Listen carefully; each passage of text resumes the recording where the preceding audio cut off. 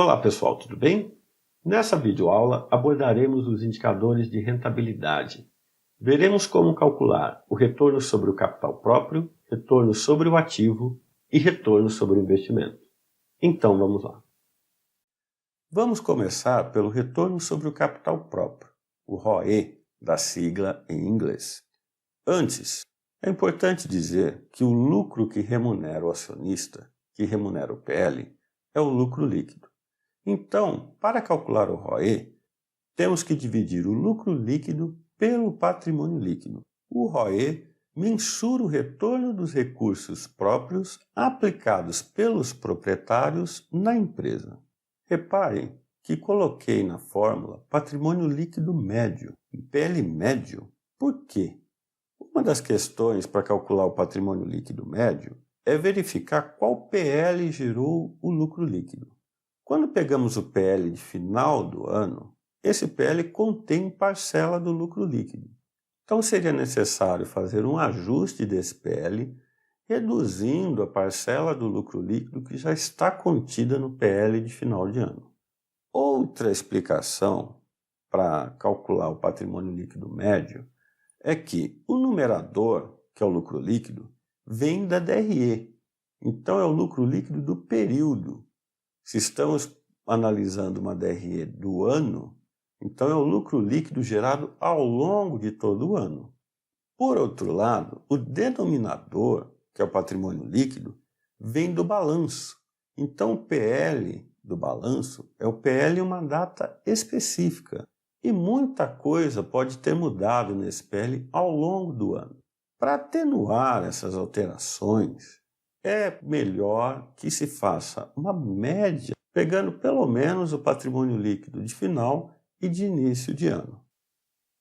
Embora eu tenha feito a observação de que o melhor é calcular pelo PL médio, como está inclusive descrito na fórmula, nos exemplos que eu vou utilizar, para efeito de simplificação, eu vou calcular apenas com o PL de final de ano.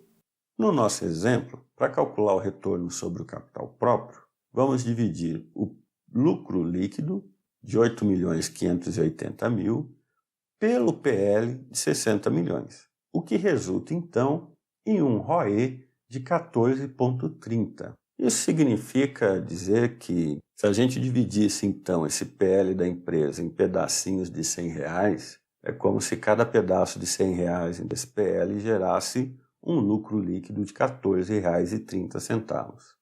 Esse número por si só, 14,30%, não nos diz muita coisa.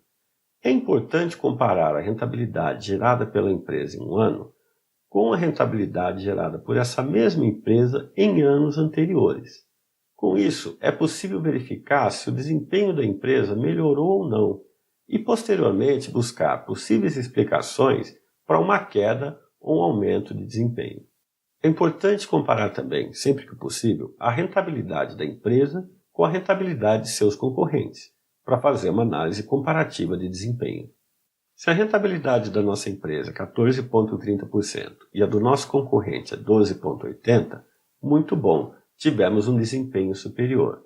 É importante também investigar por que tivemos um desempenho superior e como podemos melhorar ainda mais.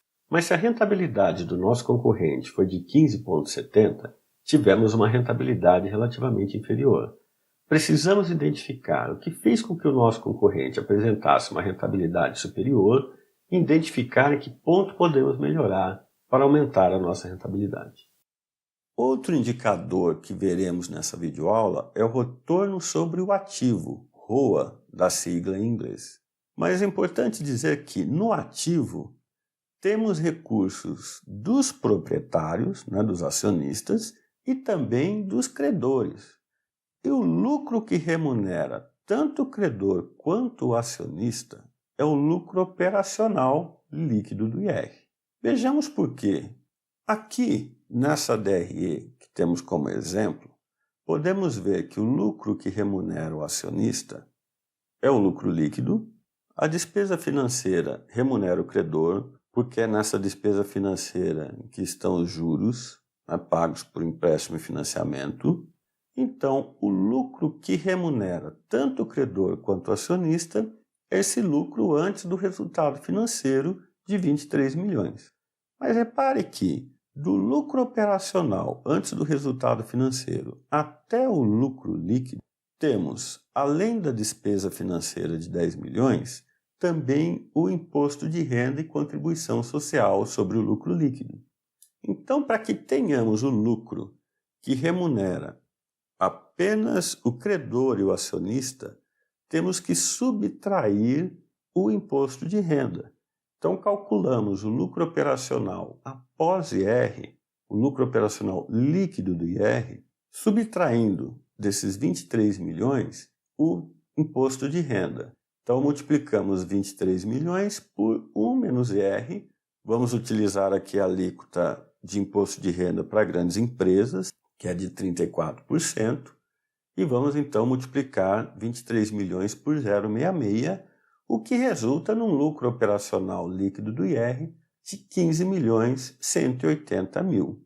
Então, para calcular o ROA, nós vamos dividir o lucro operacional líquido do IR pelo ativo total.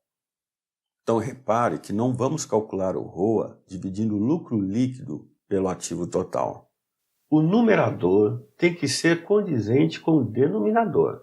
Como no denominador, ativo total, temos recursos dos acionistas e dos credores, no numerador, o lucro que vamos utilizar é aquele que remunera tanto o acionista quanto o credor, que é o lucro operacional líquido do IR. Ok? O ROA revela o retorno gerado pelo total das aplicações realizadas pela empresa em seus ativos. No nosso exemplo, o ROA é calculado dividindo o lucro operacional líquido do IR de 15.180 pelo ativo total de 105, o que resulta em um ROA de 14,46%.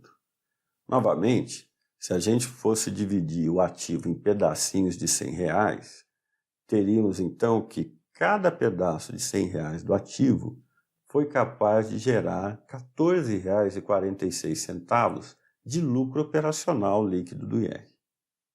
Assim como no caso do ROE, temos que comparar o ROA da mesma empresa em relação a anos anteriores. E também, se tivermos informações dos concorrentes, comparar com o ROA dos concorrentes. Vamos agora ver como é calculado o retorno sobre o investimento. Mas antes, precisamos verificar qual é o investimento que estamos falando aqui. Vamos ver um exemplo então. Digamos que no nosso balanço patrimonial temos o passivo circulante fornecedor de 5 milhões e um financiamento de 5 milhões. No não circulante, temos um financiamento de 35 milhões. O patrimônio líquido é composto por 60 milhões, que é o nosso capital próprio. Vamos chamar aqui esse financiamento, tanto de curto prazo quanto de longo prazo, de passivo oneroso, que é aquele recurso pelo qual a empresa explicitamente paga juros.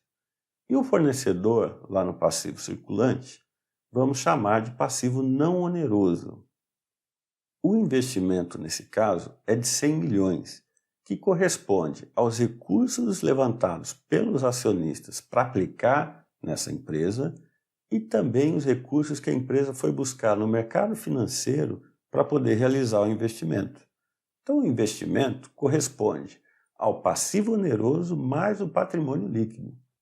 No investimento, temos recursos dos proprietários e também dos credores. Como vimos, o lucro que remunera o credor e o acionista é o lucro operacional líquido do IR. Então, esse será o numerador para calcularmos o retorno sobre o investimento. Então, o retorno sobre o investimento ele é calculado dividindo o lucro operacional líquido do IR pelo investimento.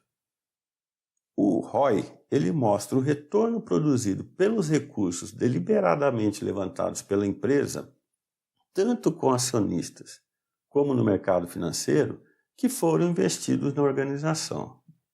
No nosso exemplo, temos o lucro operacional líquido do IR de 15.180 e o investimento de 100 milhões. Com isso, o ROI resultante é de 15,18%.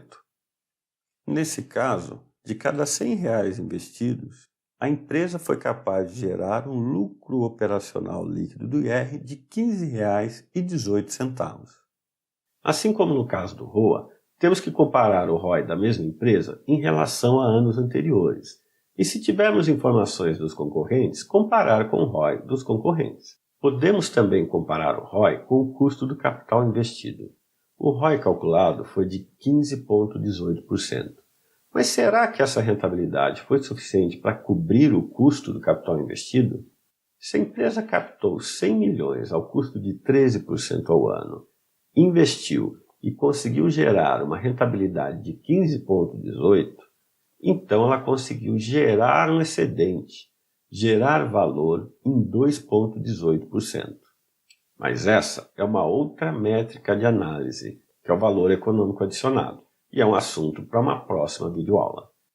Nessa videoaula, abordamos os indicadores de rentabilidade. Na próxima videoaula, veremos como podemos desmembrar a rentabilidade de uma empresa em margem versus giro. Alguns setores, por exemplo, trabalham com a margem de lucro muito pequena, mas conseguem sustentar a sua rentabilidade com um alto giro de vendas.